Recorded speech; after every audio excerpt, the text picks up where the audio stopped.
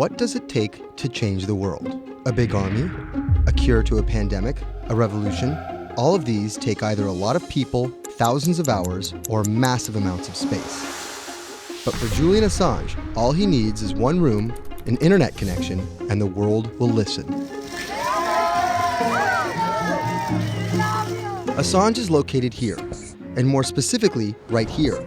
And from that location, he's posted government secrets, classified documents, and leaked emails from some of the world's most powerful people. And in doing so, has been labeled a hero, a villain, a nihilist, and everything in between.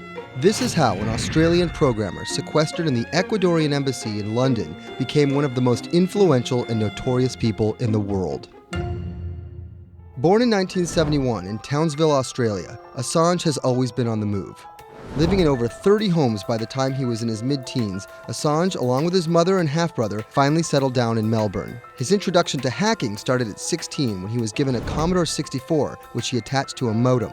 He attended the University of Melbourne, where he studied programming, physics, and mathematics. He never graduated, but that doesn't mean he didn't get an education. By 1991, Assange hacked into the Pentagon, US Navy, and other branches of the US government. In 1996, he was caught by the Australian Federal Police and charged with over 30 counts of hacking and computer-related crimes. He didn't get any jail time, but he was fined $2,100. I think the first taste of what would come later was the hacking that he did as a young programmer, and that really sort of foreshadowed a healthy skepticism of the use and abuse of technology by governments. That's Vernon Silver. I'm a reporter for Bloomberg's investigations team. Assange's youth as a hacker laid the foundation for him to start WikiLeaks in 2006. But what is WikiLeaks? It's a website that posts unfiltered, usually classified documents. What separates it from every other media outlet is that they have no editorial hierarchy. With a publication like the New York Times, information comes in, they take that information, package it, then disseminate it for the public to see. WikiLeaks, however, cuts out the middleman.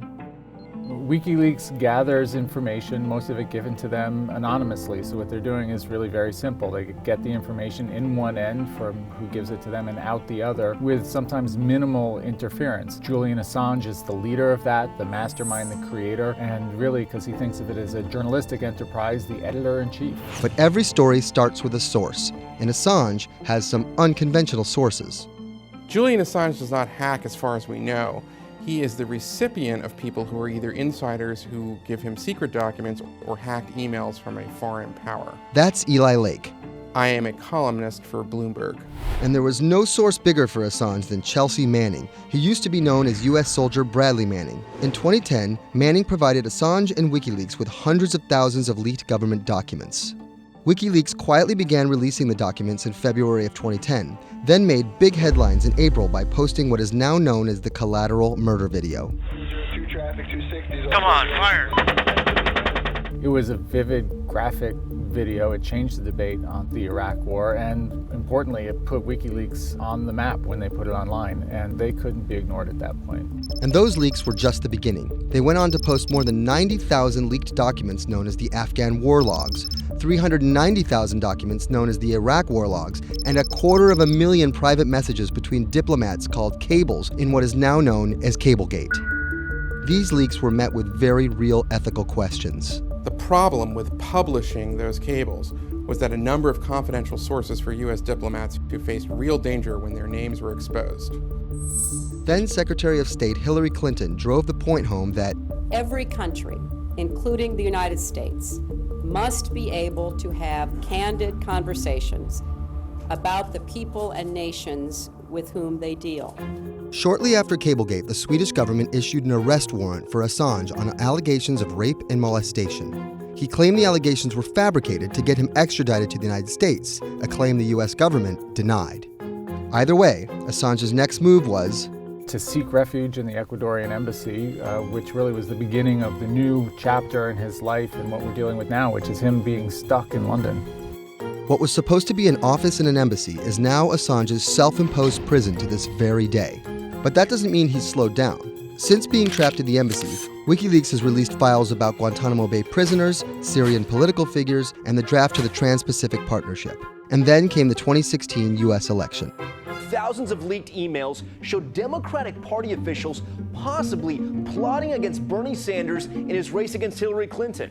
Over the course of 68 days, WikiLeaks released 20,000 confidential Democratic National Committee emails.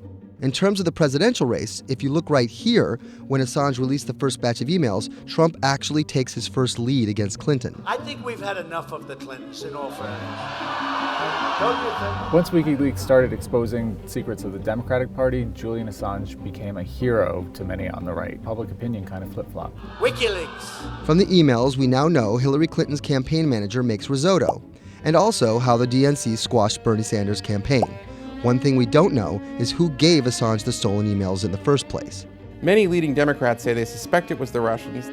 They released an analysis from a private cybersecurity firm that had said it was the Russians. But Assange claims our source is not the Russian government, and it is not a state party.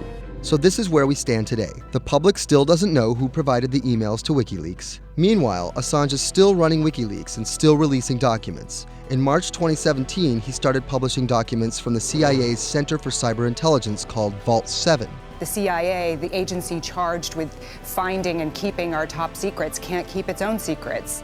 As long as Assange has a connection to the world, no government secret will be too far from exposure. Julian Assange is still in the embassy. Maybe he'll leave, maybe he won't. Kind of regardless, his work has been done. He's changed the way people think about their governments, about their own secrets, about their own hackability, and really the world has changed because of him.